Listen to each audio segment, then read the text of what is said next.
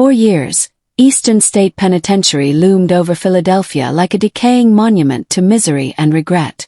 Its massive stone walls were once hailed as a marvel of architecture and innovation, a fortress designed to reform criminals through solitude and reflection. But what it became, and what it's known for today, is far darker than any well-intentioned blueprint. Now abandoned and decaying, its halls are thick with whispers, cold spots, and the heavy weight of countless untold stories. Many believe the prison never truly emptied, that something or someone still walks its halls. In the fall of 2022, documentary filmmaker Ben Crawford decided to capture those stories. Fascinated by old prisons and haunted locations, Ben had spent years filming abandoned asylums, ghost towns, and crime scenes. Eastern State, however, was his white whale. He'd read all the stories. Guards who quit after seeing inmates vanish into thin air, visitors chased out by disembodied screams, a locksmith driven to madness after disturbing a hidden cell. Ben put together a small team. His sound guy and lifelong friend Marcus, a no-nonsense skeptic named Aaron who handled the camera work, and his cousin Liz, a former history major with a knack for research and an unsettling gift for sensing when something felt wrong. They arrived just before Halloween, securing a rare 2-night filming permit from the historical society that managed the site. Most crews only got a few daytime hours. Ben had pulled strings and promised to make the prison look like a heritage site worth saving. But he wasn't really there for preservation. He was there for proof. Their first night was quiet. They set up motion cameras in cell block 4, where numerous guests over the years reported hearing crying, whispering, and the sound of heavy chains dragging along the ground. Aaron kept rolling as Ben gave introductions to the camera, walking down the long, curved corridors where steel doors stood open like yawning mouths. He pointed out the crumbling plaster, the rusted fixtures, the graffiti left by squatters long gone. The building was falling apart, but somehow it still felt alive. Marcus wandered ahead, tapping the walls and whistling. "This place gives me the creeps," he muttered, adjusting his mic gear. "Like it's holding its breath." They all laughed, a little too loud, a little too forced. The laughter echoed for a long time. Liz stayed behind in the central hub, reviewing old architectural diagrams. She liked being alone, but even she felt the prison watching her. It was hard to explain, a pressure on the chest, a sense of being measured and weighed. She flipped through her notes, rereading one of the older reports. An inmate who carved "I'm still here" into the wall with his fingernails. Another who hung himself in the shower room with a bedsheet after claiming he was being tortured by something invisible. Around midnight, Marcus called over the radio. "Guys, you need to see this. East Wing near death row." They rushed to meet him. His flashlight beam trembled slightly as he pointed to the far end of the corridor. A single door creaked open. No one had touched it. No wind blew through the prison. The air was dead still.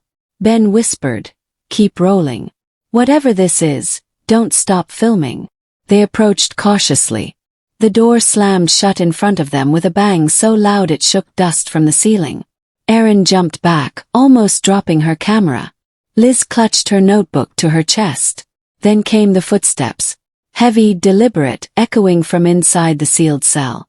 Erin's voice was tight. "It's a prank. Has to be. Someone else is here." But security had confirmed they were alone. Every exit locked. Every corridor watched. They opened the cell together. Nothing inside. No one. Ben stepped in, camera still rolling.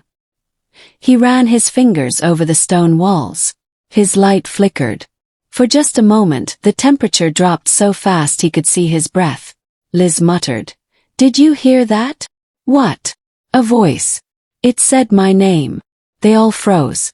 Marcus pulled out the EMF detector and scanned the cell.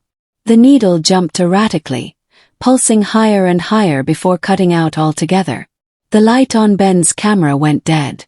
Erin's battery pack drained in seconds. All equipment failed simultaneously. They left the cell in silence, nerves fraying. The corridor behind them seemed darker, heavier somehow, as if the walls themselves were closing in.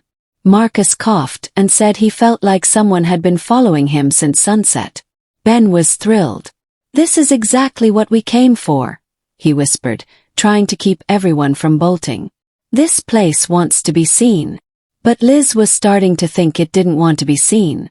It wanted to be remembered. There's a difference. Back in the central hub, she pulled out old inmate records and traced the names of men who died in solitary confinement. One in particular caught her eye. Edward Tully, a former bank robber who had gone insane after being locked in the Hole, a pitch-black cell beneath the main prison. He'd clawed at the walls until his fingernails were gone. He died whispering numbers no one could decode. She found the cell on the blueprints. "Sublevel 3, she told Ben. "Under the chapel. They sealed it off in 1947. But it's still there." Ben's eyes gleamed. "Tomorrow night. We go down there." They spent the rest of the night in the warden's quarters, filming cold spots and unexplained noises. Erin swore she saw someone standing at the top of the spiral staircase, an old man in a black uniform staring down at her. She didn't sleep at all. The next day they rested in shifts. Marcus barely touched his food. He said he had dreams of screaming faces and someone whispering numbers in his ear. Erin tried to brush it off, but Liz looked shaken. "Edward Tully," she said. "That's what he did. Numbers, always numbers." Night 2. They geared up and made their way beneath the chapel. A narrow, rusted staircase led down into blackness. They had to duck to get through the low stone arches. The deeper they went, the colder it became. Erin's camera fogged up. Ben slipped twice on the slick stone floor. The only sound was dripping water and their own breathing. Then Liz froze. "That's it," she said, pointing to a rusted steel door sealed with a thick iron chain. They cut the lock. The door groaned open. Inside was nothing but darkness. They stepped in one by one. The room swallowed their light. It was like walking into the bottom of the ocean. The air felt thick and full of static. Something scraped the floor behind them. Ben spun around. "Who's there?" Silence. Then a whisper. "Still here." Erin screamed. The sound didn't echo. It vanished into the void. The camera flickered. On playback later, they'd see something behind them. Shadow. A tall, human-shaped mass darker than the darkness around it. Watching. Waiting. Marcus dropped the mic equipment and ran.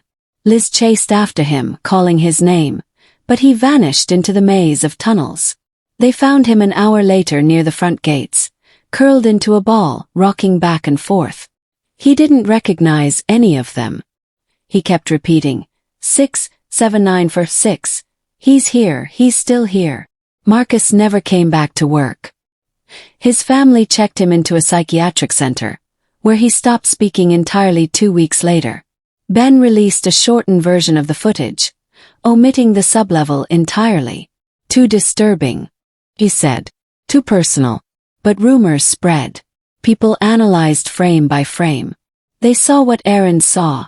The face at the top of the stairs, the door moving on its own, the figures watching them from the shadows.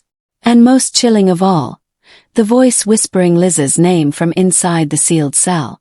A voice that hadn't spoken in over 70 years. Liz never went back to any other haunted site again. She returned to teaching history and left the paranormal world behind. But some nights she still dreams of that room. The numbers, the cold, and the voice saying over and over again,